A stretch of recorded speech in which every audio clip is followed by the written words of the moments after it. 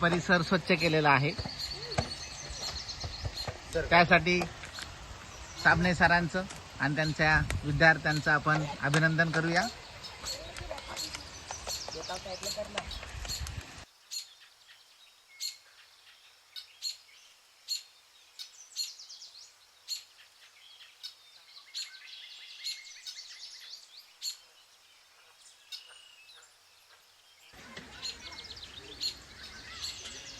जंगलातले आनंद परिषदा रुपानी आणि कोमल घेत आहेत.